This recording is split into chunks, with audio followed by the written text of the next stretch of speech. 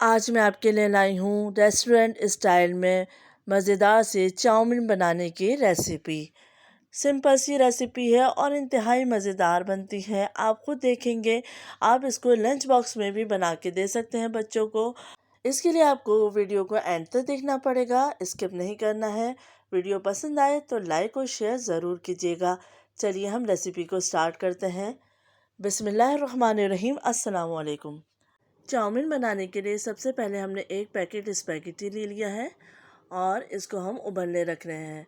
साथ ही मैं इसमें ऐड कर दूंगी हाफ़ टी स्पून नमक और बॉयल आने तक इसको हम पकाएंगे। अब हम चेक कर लेते हैं तो स्पैगेटी गल चुका है।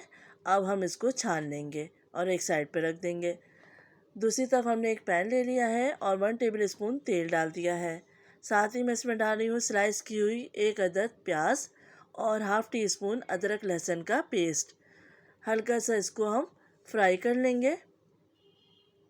इतना फ्राई करना है कि प्याज सॉफ्ट हो जाए और इसका कलर हल्का सा चेंज हो जाए। प्याज को हल्का सा फ्राई करने के बाद इसमें मैं ऐड करूँगी बंद गोभी, गाजर, शिमला मिर्च और हरी प्याज। तो एक अदद गाजर ले ली है, एक अदद शिमला मिर्च ली है और आधी बंद गोभी ली है। इनको जूलियन काट लिया है और हरी प्याज का हम वाइट पार्ट और ग्रीन पार्ट दोनों इस्तेमाल करेंगे। तो अभी मैंने हरी प्याज का वाइट पार्ट ऐड कर दिया है और ग्रीन पार्ट को रख दिया है। इसको अच्छे से हम तेज़ आंच पे 2 से 3 मिनट के लिए पकाएंगे। साथ ही मैं इसमें ऐड करूँगी 1 टेबल स्पून सिरका, 2 टेबल स्पून सोया सॉस,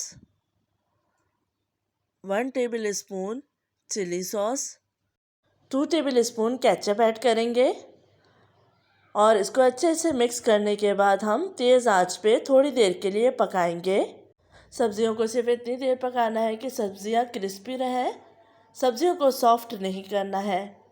तेज़ आंच पे थोड़ी देर पकाने के बाद मैं इसमें ऐड कर रही हूँ नमक 1/4 टीस्पून, क्योंकि हम नमक स्पैगेटी उबालते हुए भी ऐड कर चुके हैं। तो थोड़ी देर फ्राई करने के बाद अब मैं इसमें ऐड करूँगी बॉयल्ड स्पैगेटी और काली मिर्च हाफ़ टी स्पून। इसको अच्छे से मिक्स कर लेंगे। मसाले आप अपने टेस्ट के हिसाब से कम या ज़्यादा कर सकते हैं। अच्छे से मिक्स करने के बाद ये मज़ेदार से स्पैगेटी तैयार हो चुके हैं।